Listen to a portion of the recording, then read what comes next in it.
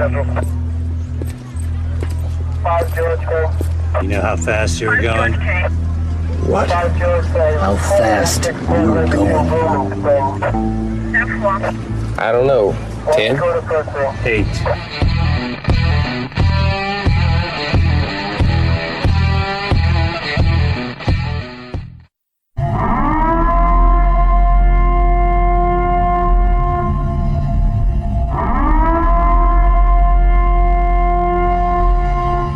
Be advised, this is an explicit podcast, so if you're easily offended, get your panties twisted into a knot, turn this off before you get butthurt and mad, start to cry, have to run to your safe space.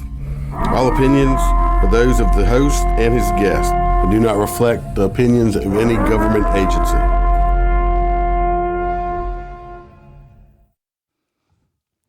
Welcome to the midweek episode of MOTORCOP Chronicles. I'm going to talk about some news stories, and unfortunately, I started it last month and said I was going to do it every month. This beginning of the month, we are going to do the end of watch for all the officers, deputies, law enforcement people that lost their lives in the month of March.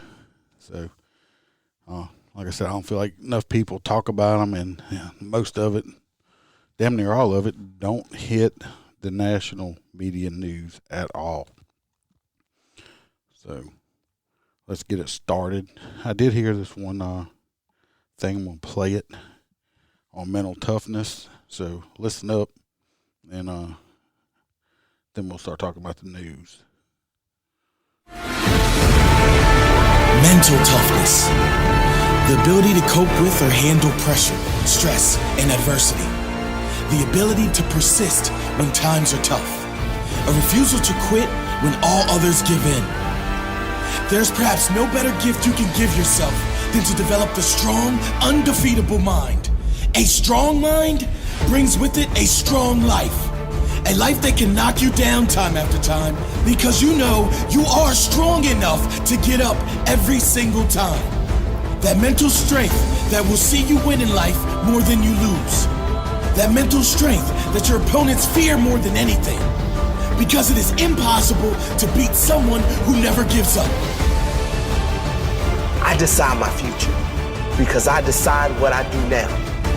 No other person can decide my fate. But I can. I can because I control my mind. My mental strength is like no other. And that is why I will succeed. Not because everything will fall in my lap, but because whatever comes my way, I will make the most of. Sometimes it's not pretty. Sometimes I don't feel like it. Sometimes it all seems so far out of reach. Sometimes others doubt me. But always, I back myself. I always show my mental strength. Know your strengths. Know your weaknesses. Use your strengths. Work on your weaknesses. Promise yourself you will be so strong that nothing will get in the way of your mental strength.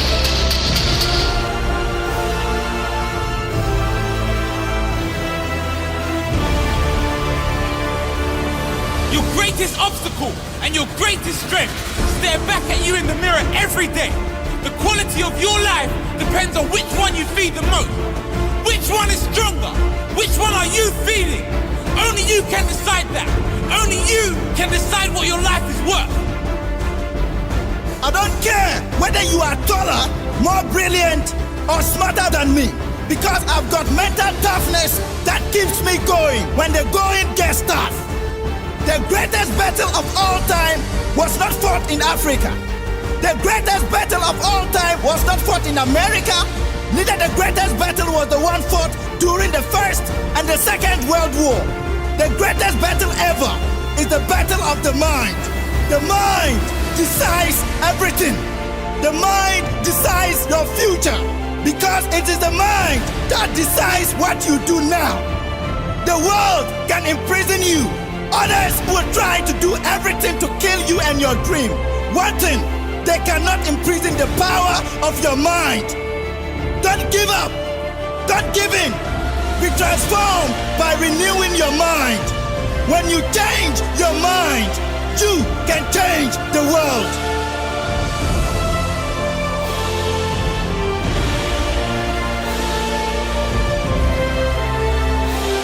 I decide my future because I decide what I do now. Integrity, courage, accountability. Yes, sir! 1, sir! 2, sir! 3, sir! All right. Hope y'all enjoyed that. I had listened to it and liked it, so I figured I'd play it. So let's get on to this first news story. Pretty little fella right there, isn't it? This news story comes out of Denham Springs from WBRZ News. This happened on the 29th. A suspected bank robber was caught in East Baton Rouge within hours of a robbery in another parish. Police said the Pelican State Credit Union in Denham Springs was targeted Monday.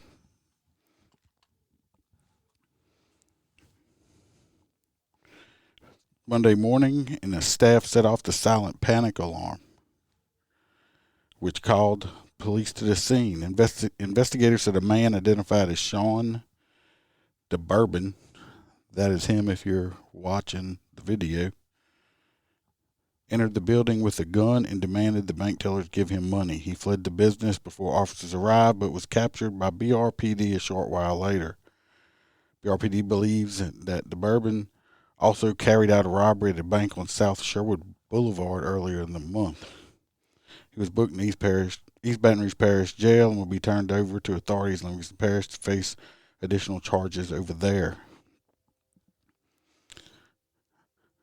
I don't know how stupid you got to be to rob or attempt to rob a fucking bank. I don't know if he got any money or anything like that. The news story didn't say. From the picture of him, looks like he's on some dope or something. But 2 bank robberies, yeah. Mr. DeBourbon right there is probably going to go to prison for a long time. I think, if I'm correct, I think armed robbery in Louisiana can carry up to 99 years. And I think bank robbery is might be some federal charges involved. Like I said, I don't know if he got any money or not out of it, but good job, guys. Y'all caught that dirtbag piece of shit motherfucker, and he went to jail where the bad guys deserve to go. Anyway, that's him right there. Mr. Ugly Man went to jail. Get on to story number 2. Let me get it pulled up for y'all. This fella here. Another nice looking fella right there.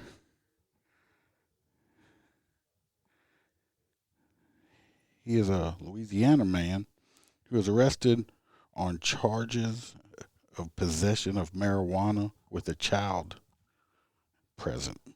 This is out of New Iberia Parish. Iberia Parish Sheriff's deputies arrested a man during a traffic stop after finding a large amount of marijuana in his car with an 8-year-old child present. You'd be surprised how many people I have pulled over and you can smell the weed in the car. I actually stopped this girl one time and she had her child in her car seat and she gave it up to me, but she didn't have any felony amount or nothing. She had personal amount usage.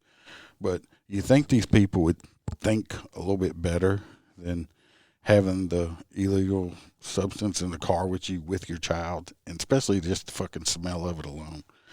I'm sure there are people out there that like the smell of weed. Me personally, I do not. I think it fucking stinks. Probably why they call it skunk weed. So, but he was in a car with his 8-year-old child. His name is Dylan Fritz, 21 years old.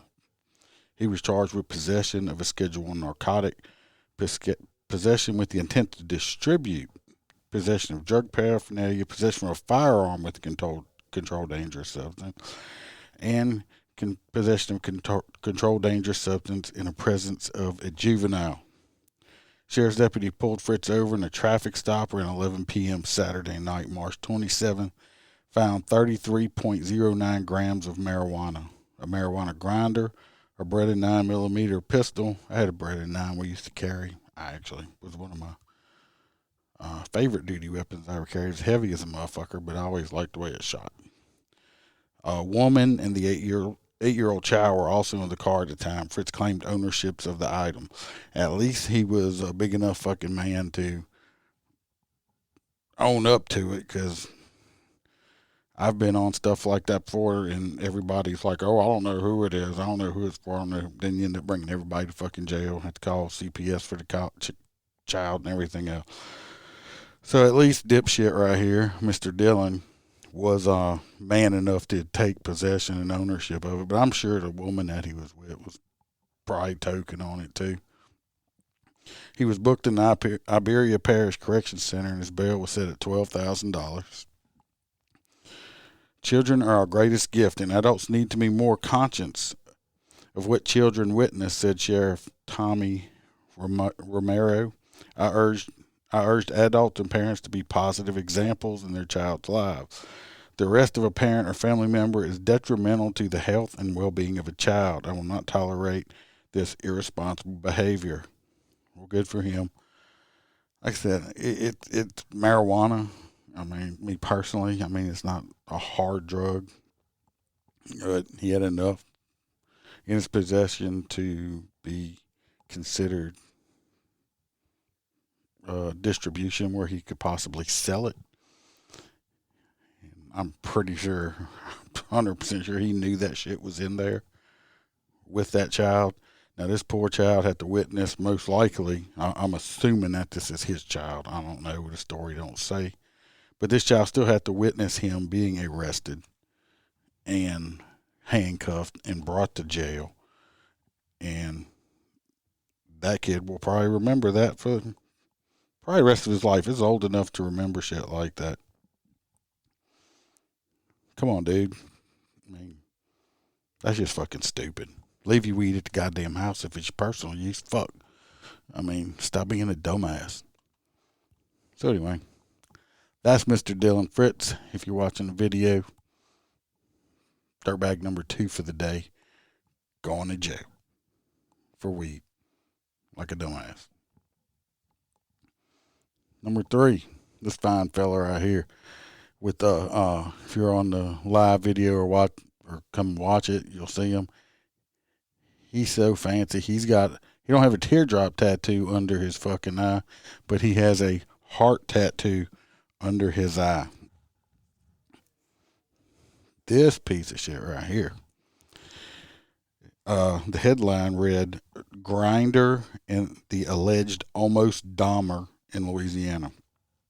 This guy was possibly could have been on his way to being a serial killer or something like that. So good thing they got him off the street. If anybody don't know what Grindr is, that is I think that's the gay dating app for homosexual people. I guess it's the Tinder of the gay community. I'm assuming. I don't know. Never been on it. Don't plan on getting on Grindr. Anyway, let's get on to the story. The feds just nabbed an alleged serial killer in the making. He just wanted to have some fun. This fine subject right here was only 18 years old. Mr. Holden White. He went out on that muggy June night with a cute guy he met about a month ago on the gays men dating app Grindr. He hoped this guy would be worth his time, that he wouldn't be going out with another pig. Well, I guess you need to pick your guys, but I don't know. You got that fucking sweet ass heart tattoo under your eye. Holden was about done with Grindr as his hopes of having fun with a good guy slowly withered. Most that he met were just scumbags. I could just go all kind of ways. I'm not going to do it. I'm going to do it. And I'll end up getting fucking canceled myself. I could say all kind of shit. The house he was headed to that night was thankfully empty, as his date's dad was working on an offshore oil rig. He just wanted to have some fun. I don't know who wrote this fucking story, but they act like they wrote in some kind of love novel or some shit. Maybe he should score some booze. Maybe he could score some booze tonight. He wasn't a heavy drinker, mind you, but he did enjoy a beer from time to time. Getting some from the parties in Lafayette would give him a total street cred and let people know that. Beers gives you street cred? Okay. He just wanted to have some fun before he heads to his next chapter, leaving these glory days in the rearview mirror. There's a whole bunch of stuff in his rearview mirror, pun intended. Holden White had no idea of the bear trap he just stuck his foot in. An allegedly wannabe serial killer, Jeffrey Dahmer acolyte, was just beginning his campaign of terror against gay men in South Louisiana. Well, maybe the guy I named earlier isn't this guy. Luckily, the FBI was hot on his trail. Holden White, excuse me, let me retract that. That is not Holden White. We'll get to the dirtbag's name in a minute. Holden White was beaten so badly that he suffered from strangulation that popped nearly every blood vessel in his face. 6 stab wounds to his neck, blunt force trauma to his head, and cuts so deep to his wrist that his hands were nearly sawed off. He was not the only alleged victim of 19-year-old Chance.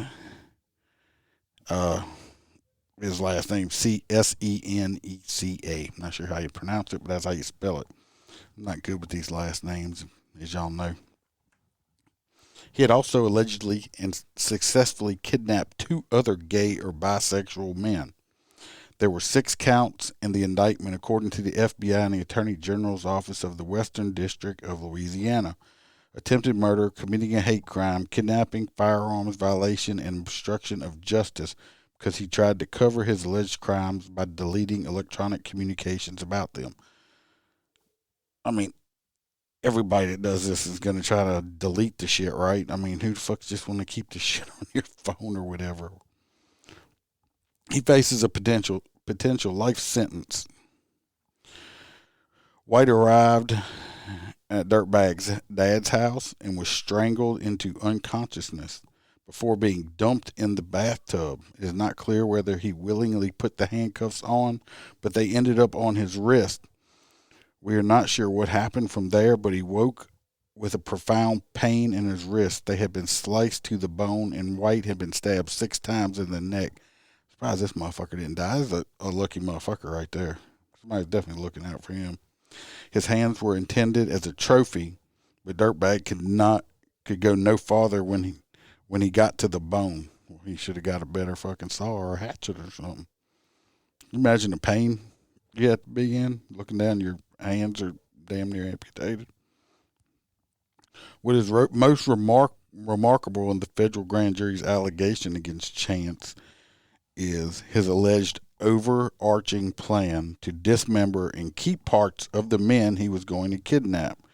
The Attorney General's office did release a press release saying that Chance was planning to keep parts of the men as food and mementos, as serial killers are prone to do.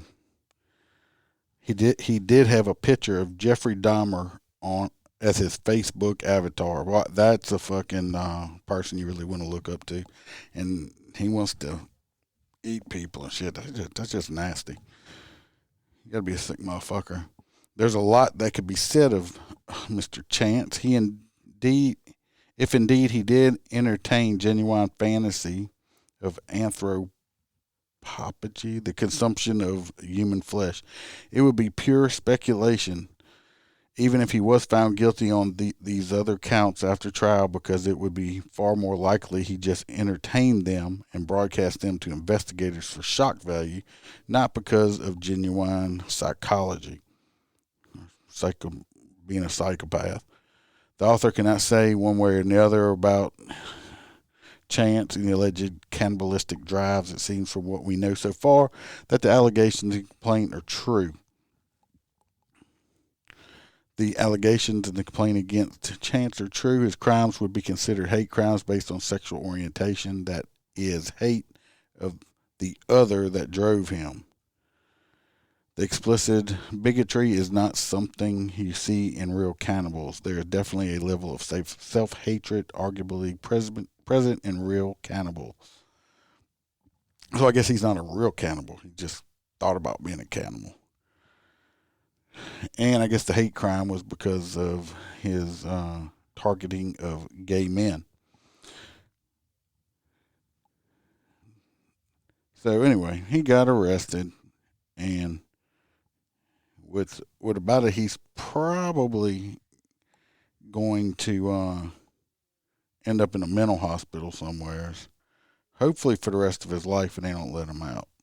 I don't believe he's been to trial yet. The story goes on about, more into the psychology of it and stuff like that. But there he is. Which is 19 years old, too, and just fucked up in the head. Of course, he does have a heart tattoo right there by his eye. That takes a lot of intelligence right there also, don't it? Alrighty. That's that one. He's really interesting, ain't he? I'm going to take a little plug intro for another podcast that's really funny. You'll listen up. Hold up. Stop. What is that shit? Yes, that's better. Perfectly dysfunctional. One messed up crazy family having conversations about who knows what. Y'all need to go check out Perfectly Dysfunctional Podcast. They do live shows every Saturday night around 8:30 or so, 8:30 or 9. You never know what they're going to say or what they tell. They talk about just stupid news stories and shit that's going on in their life or what else. And they always eat these damn Bean Boozled beans at the end of each one of their shows. And see who gets a good one and bad one. They'll do some little games and stuff like that. They're always interesting. And go check them out. You might like them, you might not. Some people do, some people don't. I think they're quite funny. But like I said, I like to plug them out, give somebody a little recognition that I listen to them. So go check them out also. Let's get on to this next story. Man faces charges after 2 shot, 1 dead during a fight in Plaquemine. I don't understand people anymore. Everybody's shooting each other and up and stuff like that. Anyway, this happened in Plaquemine, Louisiana. A man is facing charges of murder and attempted murder after 2 people were shot during a fight in Plaquemine on Saturday, the 27th. Police Chief Kenny Payne said Jacoby Thomas, 22, died at the hospital after being taken off of life support Sunday. Jacoby over there, have his name under. Poor fella is dead because people want to shoot each other nowadays.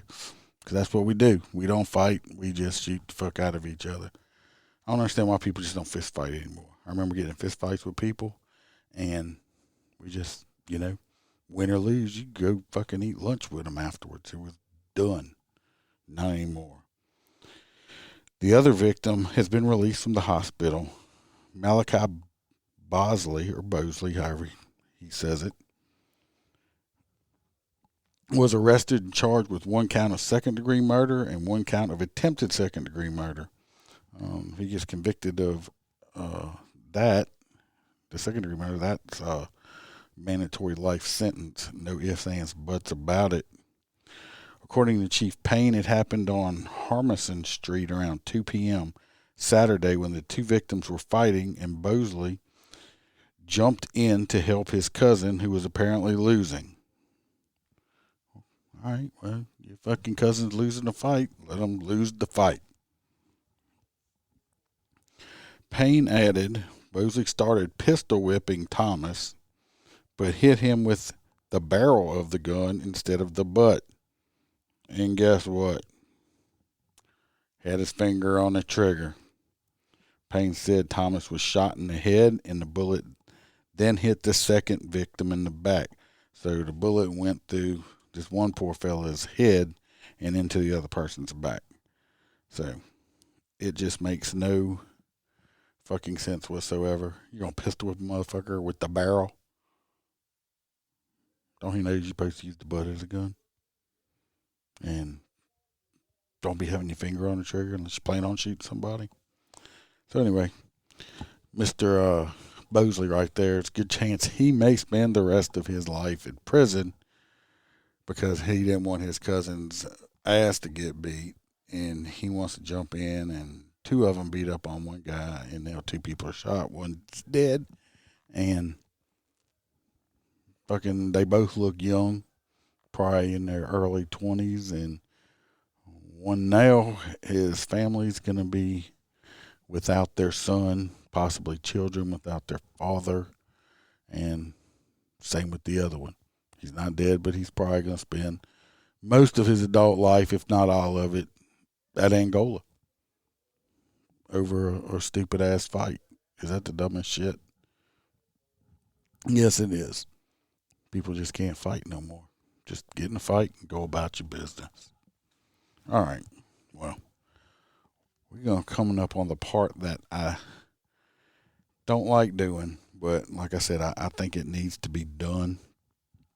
So, we'll start out at the end to watch for all the officers, deputies, law enforcement people that have lost their lives in the month of March. The number is less than it was last month. It was higher. This month there was 14 law enforcement people that did lose their life, which that's 14 too many. So I don't think there's many died of COVID this time than last time. So let's start it out. If you're watching live, you'll see I'm putting up their pictures and everything. So, all right. We got Officer Jesse Madsen of Tampa Police Department, Florida. His end of watch was Tuesday, March the 9th, 2021. Cause of death was vehicular assault. So someone must have ran over him. We have Sergeant Barry Edwin Henderson of Polk County Sheriff's Office, Georgia. End of watch was Tuesday, March 9th. He died of COVID. Police Officer Gary Hibbs, Chicago Heights Police Department, Illinois. End of watch Friday, March 12th. He died from assault. Someone attacked him and killed him. We have Border Patrol Agent Alexandro Flores. I'm going to slaughter his poor last name. Not going to try it. He was the United States Department of Homeland Security, Customs, and Border Protection Agent. His end of watch was Monday, March 15th. He was struck and killed by a vehicle. Someone ran him over, or he got hit on a traffic stop or something. We have Correctional Officer Robert McFarland from the Iowa Department of Corrections. His end of watch was Tuesday, March 23rd. Cause of his death was an assault. I think I read about the story on him. I think he was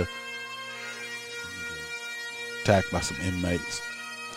We have Senior Master Trooper Todd A. Hankin, Illinois State Police. End of watch Thursday, March 25th. He was in an automobile accident crash. Too many of us lose our lives due to car crashes. Police Officer Kevin Valencia from the Orlando Police Department, Florida. End of watch Monday, March 15th, 2021. Cause of death was gunfire He was shot. We have police officer Eric Talley, Boulder Police Department, Colorado, and to watch Monday, March 22nd, 2021. Cause of death, gunfire. He was shot also. We have Corporal Kyle Jeffrey Davis, Washington County Sheriff's Office, Oklahoma, and to watch March 25th, Thursday. He died from assault. Someone assaulted him. We have Trooper Joseph Gallagher, New York State Police Department, New York. And to watch was Friday, March 26th, 2021. He was struck and killed by a vehicle. We have Correctional Officer 3, Tracy Adams. She worked for the Texas Department of Criminal Justice Corrections Institute Division of Texas. And to watch was Saturday, March 6th, 2021. She died of COVID. Officer Crispin San Juan San Jose, United States Department of Homeland Security, is a Border Patrol agent. End of watch was Tuesday, March 9th. He died of COVID. And we have Captain Justin Williams Bedwell, Decatur County Sheriff's Office, Georgia. Monday, March 1st, he was shot to death, gunfire. And Police Officer 2, Jose Enorza, sorry, I sound bad with last name, Los Angeles Police Department, California. His end of watch was March 3rd, 2021. He was also struck and killed by a vehicle.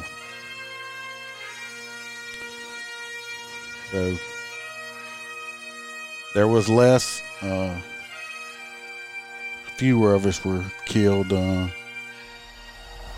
this month. It's never good. I'd like to have a month where we didn't have any. That'd be a dream. I don't know if that'll ever happen, but it would be nice. So anyway, say some prayers for them if you're religious. Keep them in your mind. People gave up their life protecting others and doing a job I'm sure every one of them loved. So, like I said, not my favorite part of doing this now, but I'm going to do it beginning of every month now. Anyway, I don't know if I'm going to have a guest this weekend or not, or if I'm going to go solo. I'm not sure yet. We'll have to wait and see. Hope y'all join me. Come listen. Like I said, y'all can, if you want to get in touch with me, email me at motorcopchronicles@gmail.com. Hit me up on Facebook. Hell, you can send me a message on Facebook Messenger. I'll definitely answer you back, or we'll email you back. I'll email you back quicker than the Facebook thing.